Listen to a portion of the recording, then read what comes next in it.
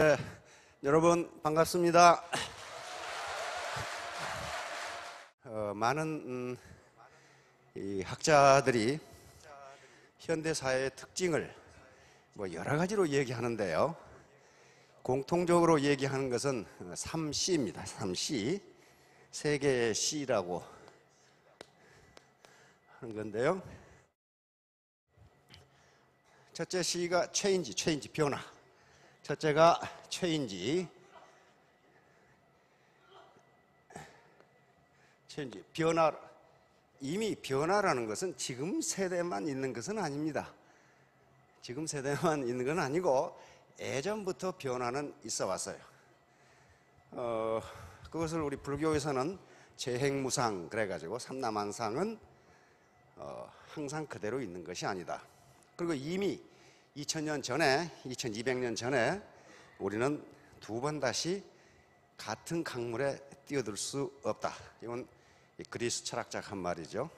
그런데 오늘날 변화가 많은 학자들이 현대사회의 특징 중 첫 번째로 꼽는 것은 변화의 속도가 너무 빠르기 때문입니다. 자, 가끔 말씀을 드리는데 우리나라의 어떤 매우 심심한 학자가 매일 인터넷에 올라오는 새로운 지식을 카운트해 봤더니 700페이지 책 100만 권이라고 그럽니다. 새로운 지식이 그렇게 창출되기 때문에, 근데 100만 권도 더 될 것 같아요. 각 학술 분야에 새로이 발표되는 논문과 책을 보면은, 그러니까 변화의 속도가 엄청나게 빠르다. 체인지.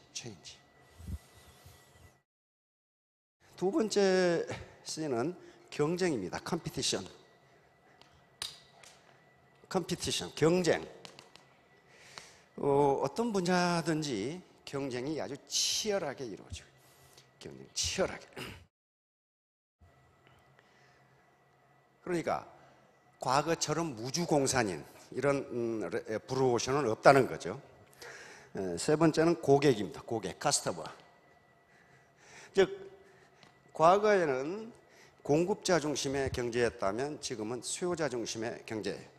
내가 똑똑해가지고 되는 게 아니라 나를 수요자, 고객이 받아줘야 된다.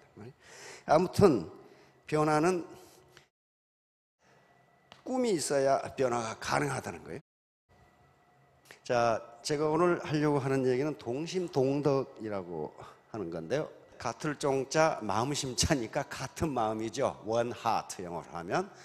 동심동덕, 같은 덕인데 덕은 여기서 행동을 의미합니다. 그러니까 one practice, 즉 같은 마음, 같은 행동이에요. 어느 한쪽 마음만 가지고도 안 되고 두 마음이 맞아야 동심이 돼야 되고, 동덕, 다시 말하면 그 나타나는 행동이 같지 않으면 결과도 없어요. 자, 그러면 이것과 오늘 할 얘기하고 무슨 관계가 있는지 한번 보도록 하겠습니다. 자본과 소득. 자, 지금 자본 문제를 가지고 이제 앞으로 계속 이야기하겠다고 그랬어요. 우리가 돈이 없는 것, 쉽게 이야기해서 돈이 없는 거예요. 경제적으로 자유를 얻지 못하는 것은 자본이 없기 때문입니다. 지금 이 자본이라는 놈이 있는데요. 토지 또는 자본, 노동을 생산의 3대 요소라고 그럽니다. 저 세 가지 중에 어느 하나만 없어도 생산이 이루어지지가 않아요. 이 강당을 한번 생각해 봅시다. 여러분들이 우리가 지금 강의를 듣고 하고 앉아 계시는데 요 스페이스가 토지예요. 토지 위에 앉아 있는 게, 공중에 떠 있는 분 안 계시잖아요. 공중에 떠 계시는 분도 토지 위에 떠 있다고 이야기합니다.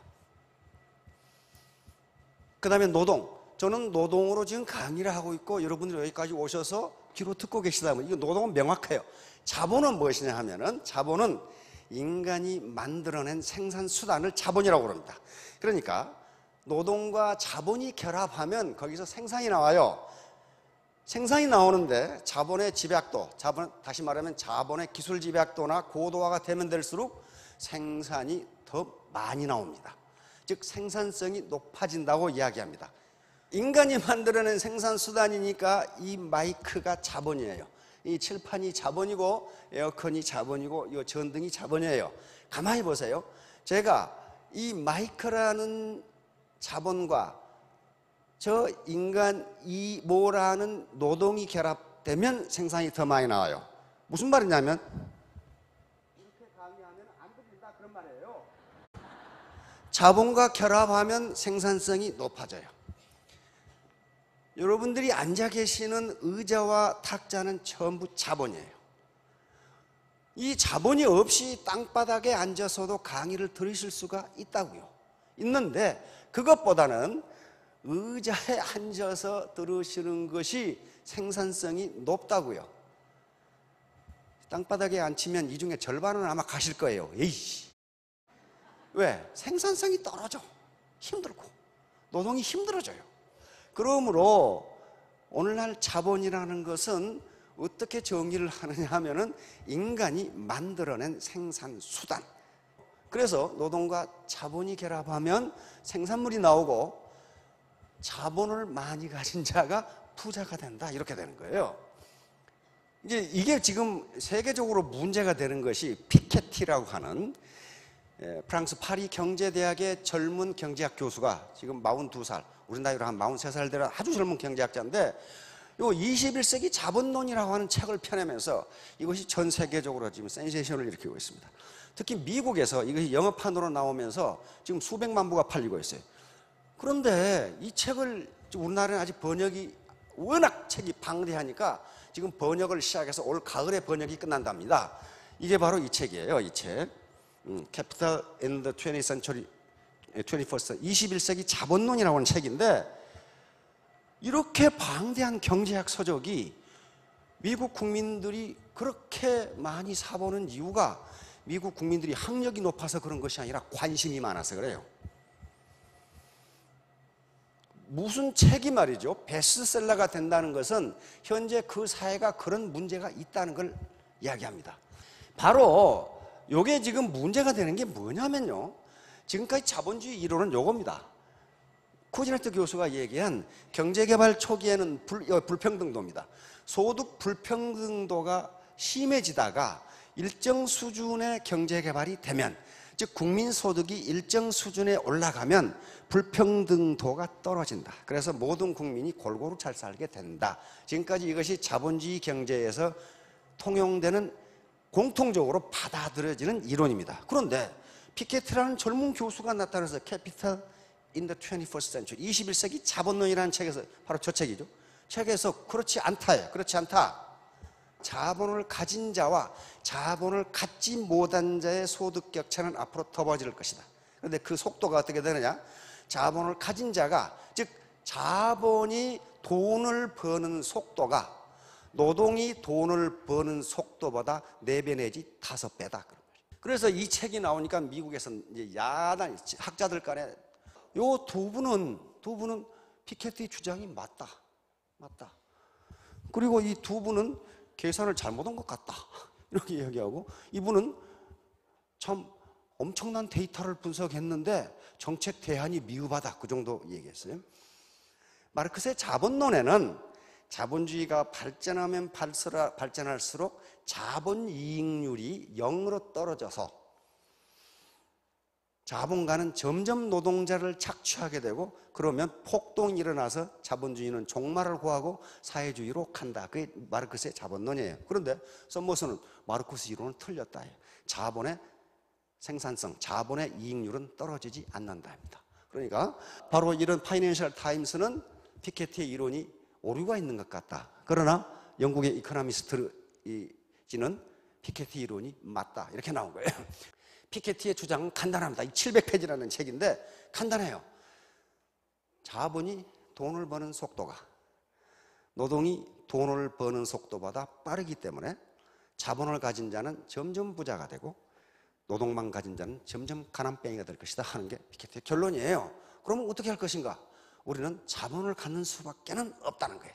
2011년 영국에서 폭동이 일어났죠. 영국이 자본주의 종주국입니다. 그런데 폭동이 일어났어요. 빈익빈 부익부. 미국 월가입니다. 세계 금융 중심이죠.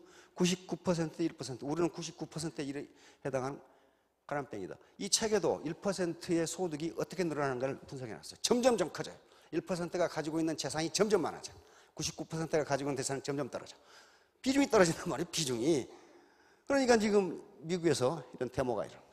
자본을 가진 자와 못 가진 자가 대결하면 어떻게 되냐? 요 놈이 자본을 가진 자고 못 가진 놈이야. 어떻게 이기냐 말이에요.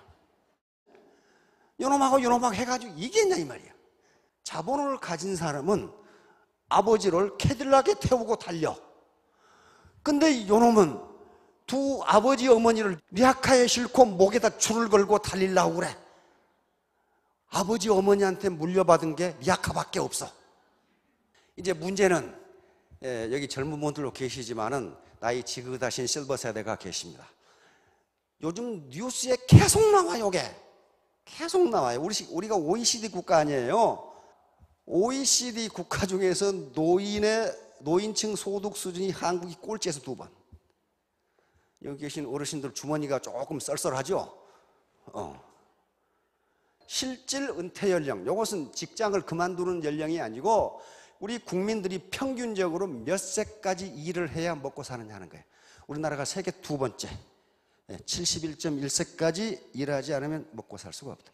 평균 은퇴 연령, 직장에서 그만두는 연령이 53세인데 직장에서 그만두고 18년을 더 일해야 호구지책을 마련할 수 있다는 겁니다. 우리나라보다 조금 높은 나라가 멕시코인데 멕시코는 농업국가니까 그렇다고 치고 세계 최고로 일을 많이 하는 국가가 대한민국입니다. 조나단 보로브스키라고는 미국의 저명한 조각가입니다. 화곡동에 가면 요 조각이 있어요. 화곡동. 서울 화곡동. 전 세계 다 있어요. 파리에도 있고 뉴욕에도 있고 런던에도 있고 이 양반은 거대 조각을 하는 분입니다. 여러분 세종로에 가면 망치질하는 사람이라는 조각이 있어요. 이것도 요 조나단 보로브스키가 만든 건데 저 조각을 가만히 보고 있으면 우리나라 아파트값 추락하는 거하고 똑같은 것 같아. 계속 올라가다가 떨어지는 거지. 그 다음에 바로 우리 이 노인층의 소득하고 똑같아.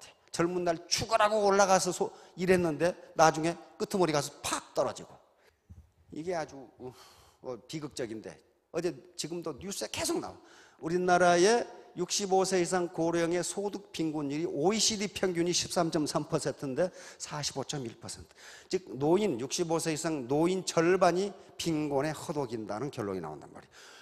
그런데 우리 연구소에서도 저걸 연구합니다. 왜 그러느냐? 몇 가지 이유를 해놨더라고. 왜 그러느냐? 첫째는 자식 교육에 모든 걸 다 쏟아부었다. 다 쏟아붓고 자식이 장성해서 보니까 남는 것은 이제 빈 지갑밖에 안 남았다. 두 번째는 국가의 공적 이전, 다시 말하면 연금 제도가 아직 미비하다. 뭐 그런 이유를 드러났어요. 그러나 세계 1등 하는 거, 1등도 보통 1등이 아니고 타의 추종을 불허하게 1등 하는 것이 노인 자살률입니다. 노인 자살률. 노인 자살률인데 연세가 많으면 많을수록 자살이 점점 늘어요. 70대 이상이고 60대 이상인데 다른 OECD 국가하고는요 비교가 되질 않아요. 연세가 들수록 자살이 점점 많아지죠.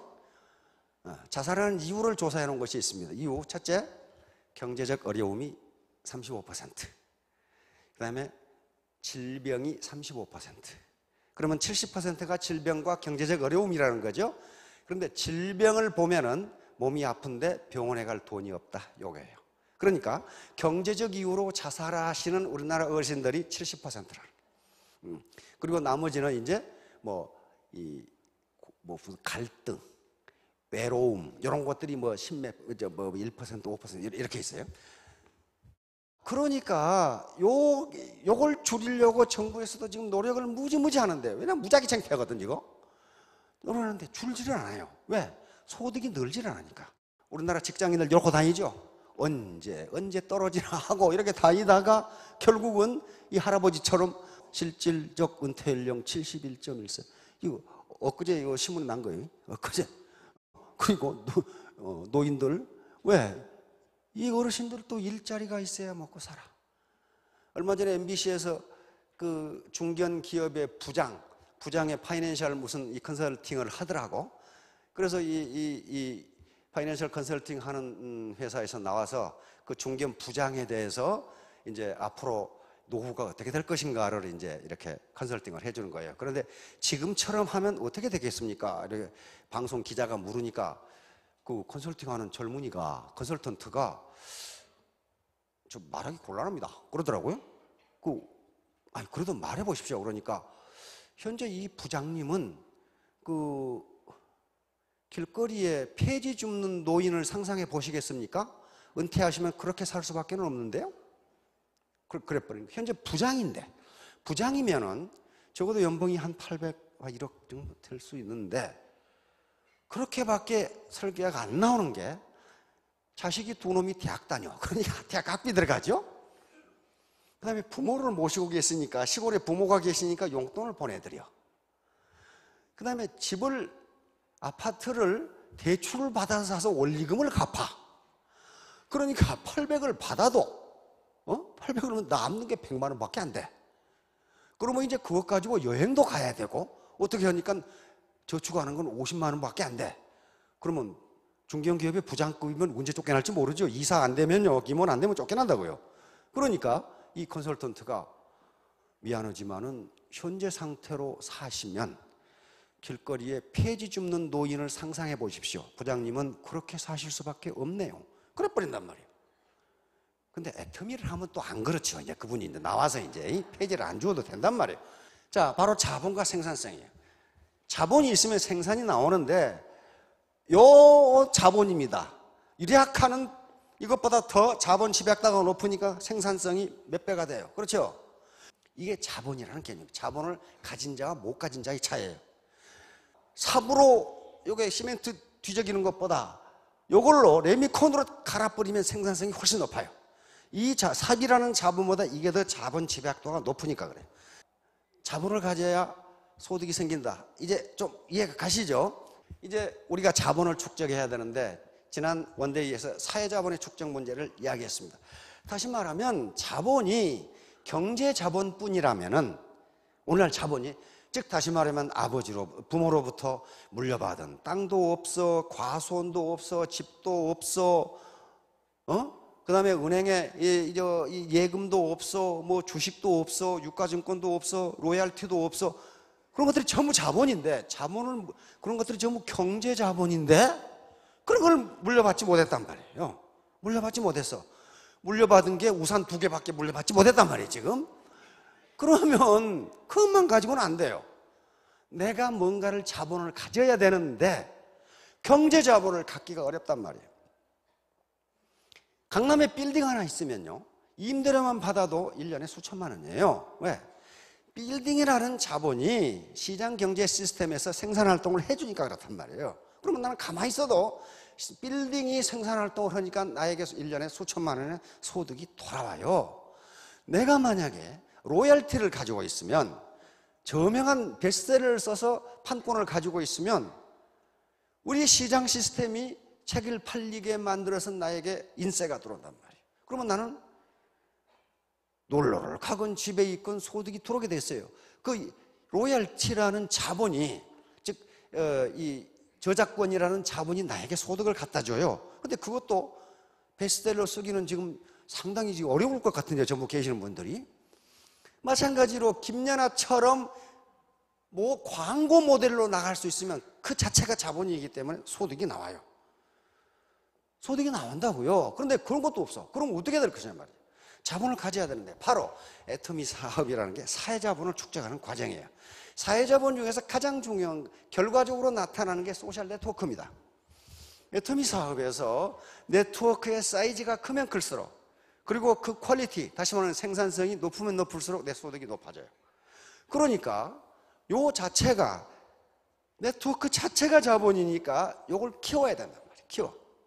키워야 돼요. 자, 휴먼 네트워크의 사이즈를 크게 해야 돼요. 그러면 어떻게 휴먼 네트워크, 다시 말하면 소셜 네트워크의 사이즈를 크게 할 것이냐. 요게 자본이니까, 우리가 가질 수 있는 유일한 자본이니까. 모든 사람은 소셜 네트워크를 가지고 있어요. 네트워크 가지고 계시잖아요.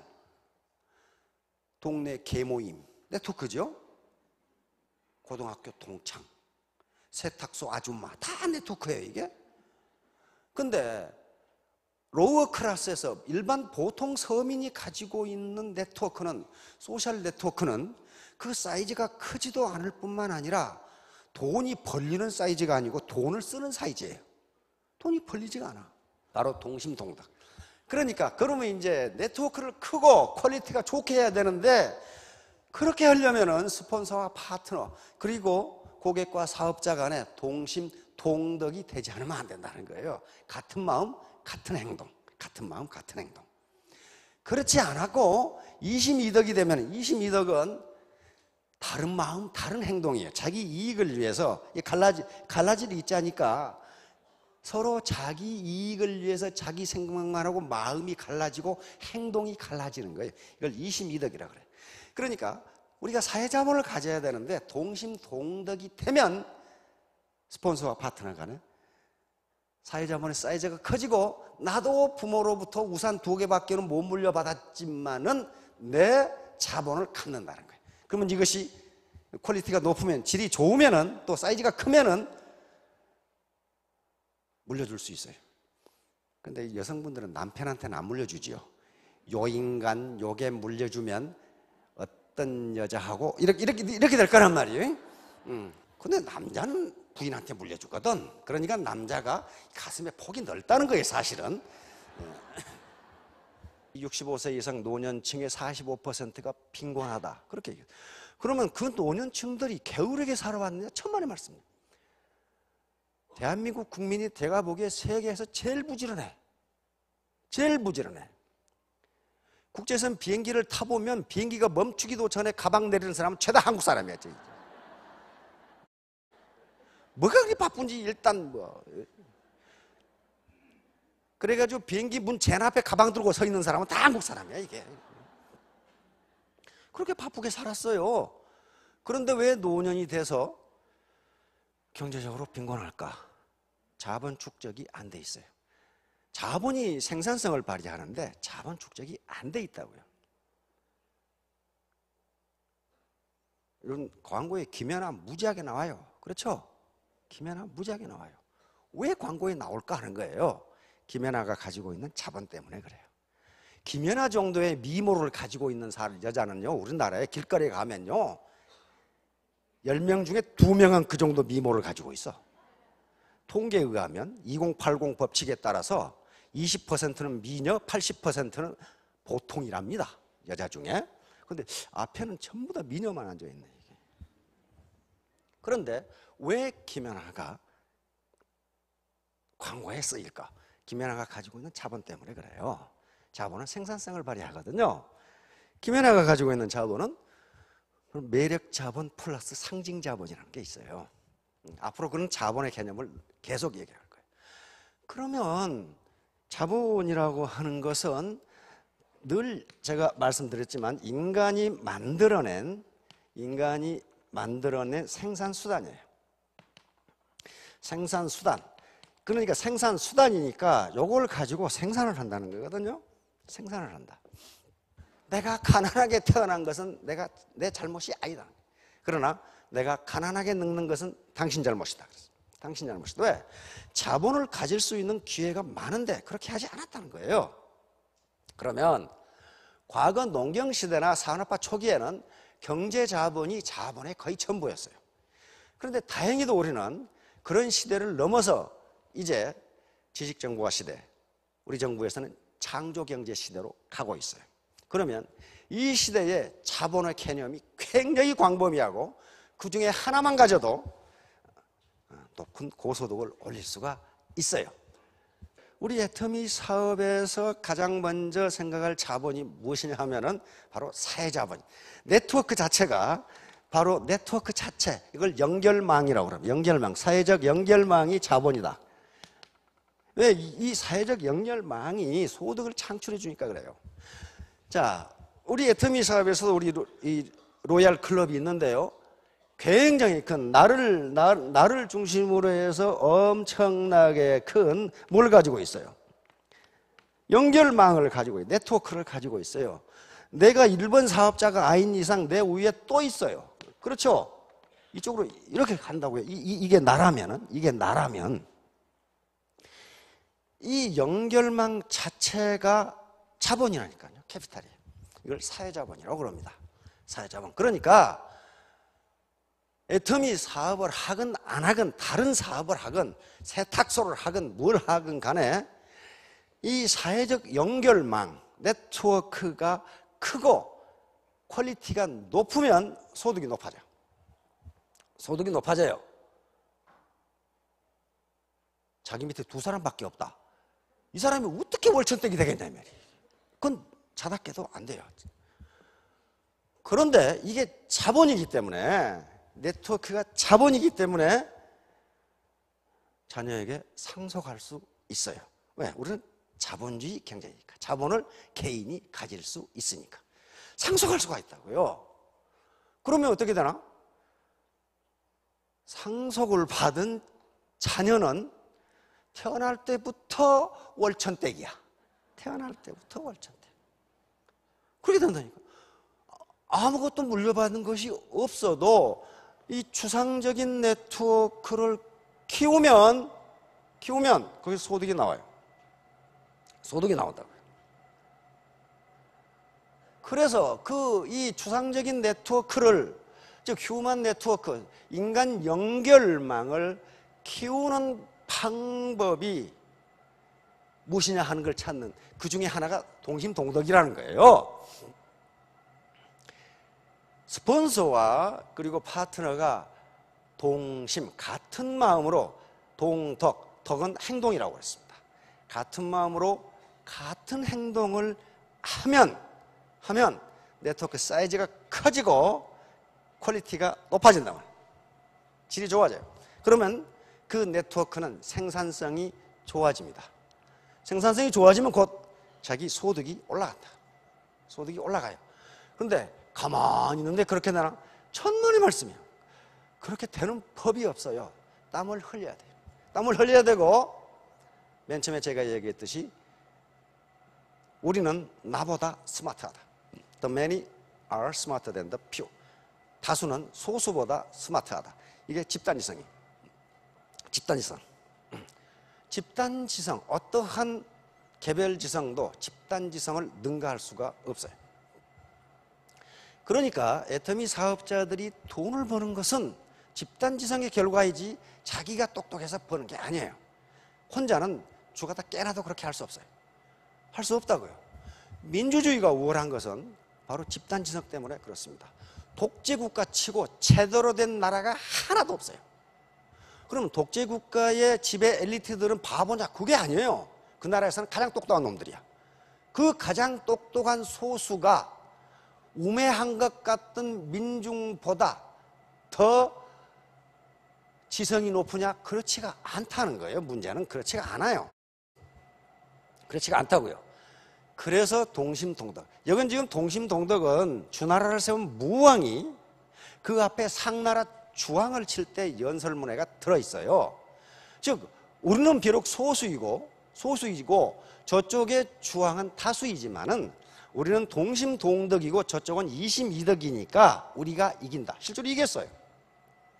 그 얘기는요 3000년 전의 이야기인데 지금도 그게 통하느냐? 통한단 말이에요. 통해. 요건 제1차 대전 때 있었던 이야기입니다. 탄넨베르크 전투라고 하는 전투가 있어요. 아주 유명한 전투입니다. 전사의 길이 빛날 전투 중에 하나가 탄넨베르크 전투인데 1차 대전은 왜 일어났냐면요 산업혁명 때문에 일어났습니다. 영국이 산업혁명을 먼저 하고 불란사가 하고 해서 산업이 엄청나게 발전했어요. 그런데 독일이 산업혁명이 늦었어요. 왜냐하면 영주국들이 강했기 때문에. 독일이 산업혁명으로 완성하니까 독일이 유럽의 최강국이 돼버렸어요. 최강국이 되니까 나라가 강해지면요 옆에 놈을 자시고 싶어, 뺏고 싶어. 독일은 산업혁명이 늦었기 때문에 엄청나게 생산력은 늘어나는데 그 제품을 팔아먹을 식민지가 없어. 그러면 식민지를 뺏어야 돼. 그리고 식민지를 뺏어서 거기서 생산 원료를 가지고 와야 돼. 그러니까 어떻게 돼요? 영국과 충돌이 일어납니다. 영국이 지금 세계 식민지를 가지고 있고 식민지 경영의 최선봉국인데 저놈이 우리를 위협한단 말이에요. 프랑스는 독일하고 전쟁에서 졌어. 보불전쟁이라는 전쟁에 졌어요. 그래가지고 땅을 뺏기고 알사스 로렌이라고 하는 아주 지하자원이 많은 곳을 뺏겨버리고 50억 프랑이라고 하는 전쟁 배상금을 물어가지고 그래서 프랑스는 독일에 대해서 언제 저 자식들을 갖다가 복수를 해야 되겠다고 이를 갈고 있어. 러시아는 남쪽으로 내려오려고 그래. 근데 그때 오스트리아 헝가리 제국은 위로 올라가려고 그래. 오스만 터키는 옛날에 잃어버린 땅을 찾으려고 그래. 그렇게 해서 이제 싸움이 벌어지는데 그 당시 유럽의 6대 강국입니다. 오스트리아 헝가리 제국, 독일 제국, 터키, 그러니까 이제 오스만 투르크 제국, 이 세 제국이 한패가 돼서 어우러져 싸운 게 제1차 대전이에요. 그러니까 1차 대전은 제국주의와 제국주의의 충돌입니다. 누가 식민지를 많이 차지하고 누가 영토를 많이 차지하고 누가 강대국이 되느냐 하는 싸움이에요. 연합국이 동원한 군대가 약 4,500만 명, 이쪽이 동원한 군대가 약 2,600만 명, 그러니까 한 8천만 명의 군대가 어울려져 싸웠으니까 참 싸움판 구경할 만 했겠죠. 그런데 이제 이 1차 대전 중에 가장 유명한 전투가 탄넨베르크 전투인데, 가장 지금 강한 게 어디냐면 독일 제국이에요. 독일 제2제국입니다. 제1제국이 신성로마 제국이고 제3제국을 우리는 히틀러를 제3제국이라고 그러니까 여기 독일 제2제국인데, 가만히 보세요. 독일 제2제국은요 프랑스하고 러시아 사이에 끼어 있어요. 그러니까 만일에 프랑스와 러시아가 독일을 양쪽에서 협공을 해버리면 독일이 위험해져요. 그렇잖아요. 독일이 자기 군대를 2개로 갈라야 되니까 위험해져요. 그러니까 독일의 작전 계획은 신속하게 프랑스를 격파해서 점령해버리고 그 다음 서부전선의 군대를 이쪽 동부로 보내서 러시아를 제압한다. 이게 작전 계획이었어요. 왜냐하면 러시아는 땅덩어리가 어마어마하게 크고 그 다음에 도로망, 철도망이 발달되어 있지 않아가지고 전쟁이 나면 총 동원령이 선포가 되는데 동원 속도가 느릴 것이다. 그러면 러시아가 동원되기 전에 신속하게 프랑스를 격파해서 파리를 점령해버리고 군대를 동부전선으로 돌려서 러시아를 격파한다. 이게 독일의 작전 계획이었어요. 그런데 독일이 이쪽에 벨기에를 쳤어요. 쳐서 점령하고 프랑스로 파리로 진격을 시작하니까 프랑스가 급해가지고 러시아 황제에게, 니콜라이 2세에게 빨리 동원해서 오른쪽을 치라고 그랬어요. 그럼 협공을 하면은 독일이 파리로 못 오잖아요. 그러니까 러시아가 신속하게 동원합니다. 2주 만에 한 집단군을 동원해서 독일 국경으로 이동하기 시작해요. 북서 집단군, 찌린스키 장군이 지휘하는 북서 집단군이 이쪽으로 오는 거예요. 그러니까 독일이 허를 찌른 거예요. 이쪽에 동부전선을 맡고 있는 독일의 군단은 독일 제8군, 프린트비츠라고 하는 프린트비츠 장군이 지휘하는 독일 8군밖에 없어. 그런데 이쪽으로 일개 집단군이 내려오는 거예요. 집단군 제1군과 2군이 내려와. 근데 독일, 러시아군 제1군이 20만, 그 다음에 제2군이 20만, 약 40만의 군대가 독일 국경으로 진격을 시작한 거예요. 독일은 8군밖에 없는데. 그러니까 러시아군은 당시 30개 사단에, 30개 보병 사단에 8개 기병 사단이 침공을 시작한 거예요. 그런데 그걸 막고 있는 독일군은 11개 보병 사단에 1개 기병 사단밖에 없어. 그러니까 보병은 병력이 3대1, 기병은 8대1밖에 안 돼요. 그러니까 이게 큰일 났잖아요, 이거. 이놈들이 이렇게 빨리 동원해가지고 올 줄을 몰랐어. 독일군이 여기가 있는데 이쪽으로 지금 1개 집단군, 2개 군이 지금 진격을 시작한 거예요. 호수가 이렇게 있기 때문에 이 공간이 좁아. 그러니까 2개 군이 기동할 수 있는 공간이 없어. 그러니까 1개 군은 호수 북방으로, 1개 군은 호수 남방으로 진격을 시작했어요. 이게 지금 이렇게 독일 땅으로 진격을 하고 있기 때문에 루덴도르프 장군은 언제 힌덴부르크 원수에게 재가를 받아서 명령하고 할 시간이 없으니까 기착관에서 작전 계획을 수립해서 예하 전선에 있는 군단장에게 명령을 내렸어요. 그런데 기차를 타고 가다 보니까 루덴도르프 장군이 깜짝 놀랐어요. 벌써 군대가 기차로 독일군 군단들이 이동하고 있어. 이거 어찌된 일인가 봤더니 8군 작전참모 호프만 중령이 벌써 2일 전에 작전 명령을 내렸는데 그 작전 계획이 루덴도르프 장군이 세운 작전 계획하고 딱 맞아. 딱 맞아. 이게 동심동덕이에요. 딱 맞아. 그래가지고 요 삼소노프군 20만 명을 독일 제8군이 포위 공격을 해가지고 괴멸을 시켜버렸어. 희생자가 무려 12만 명. 9만 명이 포로로 잡히고 3만 명이 전사해버리는. 그러니까 어때요? 삼소노프 장군은 그 참상을 보지 못해서 권총으로 자살해버립니다. 그래 놓고는 요 8군을 다시 이쪽으로 보내서 레넨캄프 장군이 지휘하는 러시아군 제1군을 다시 격파해버려요. 소수라고 해서 지는 게 아니라요. 바로 파트너와 스폰서가 같은 마음으로 동심이죠. 같은 행동을 하면 우리보다 훨씬 큰 적도 이길 수 있다. 이길 수 있다. 그러나 아무리 수가 많아도 이심이득이 되면 그것은 오합지졸이 되고 말아요. 오합지졸은 아무리 많아도 동심동덕으로 뭉친 정예군에게 반드시 격파당합니다. 이게 이심이득의 전형적인 예입니다. 이게 전국시대 말이죠. 이게 천하를 통일한 진시황으로 유명한 진나라입니다. 이게 점점 강해져요. 이게 오른쪽에 있는 6개 국가가 불안해. 언제 이 강한 진나라가 칠지를 몰라. 그래서 소진이라는 사람이 6개국을 순방하면서 합종책을 제안합니다. 다시 말하면 6개국이 협력으로 한마음 한뜻이 되면 이 강대국인 진나라가 침공하지 못한다예요. 약한 놈이 6개가 합하면 강한 놈 하나를 이길 수 있다는 게 합종책이. 그래서 그 합종책에 성공을 해서 진나라는 수십 년간 오른쪽에 있는 약소국을 침공하지 못합니다. 6놈이 지금 한마음 한뜻으로 뭉쳐져 있는데 지가 아무리 강하다고 그래도 6개국을 한꺼번에 상대할 수는 없어요. 그런데 평화가 오래 계속되니까 슬그머니 욕심이 생겨.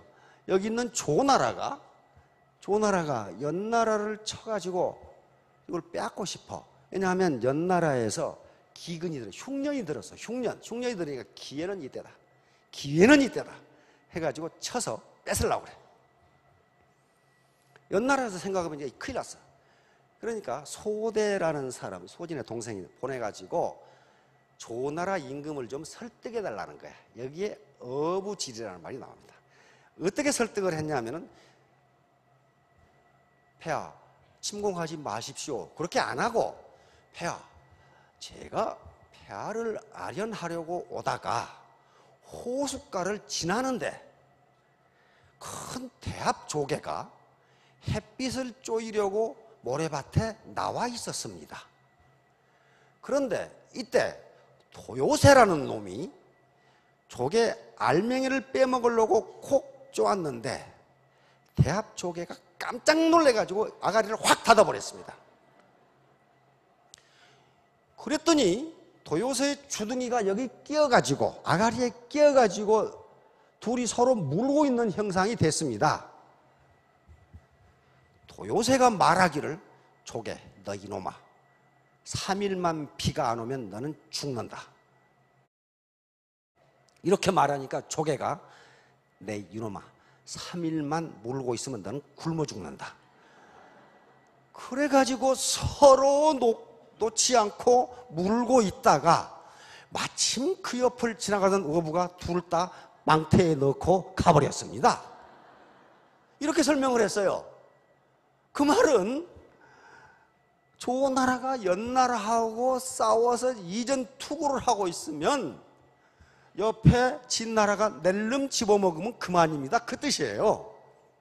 이와 같이 이심이득인 경우에는 둘 다 망한다. 둘 다. 양보를 안 해.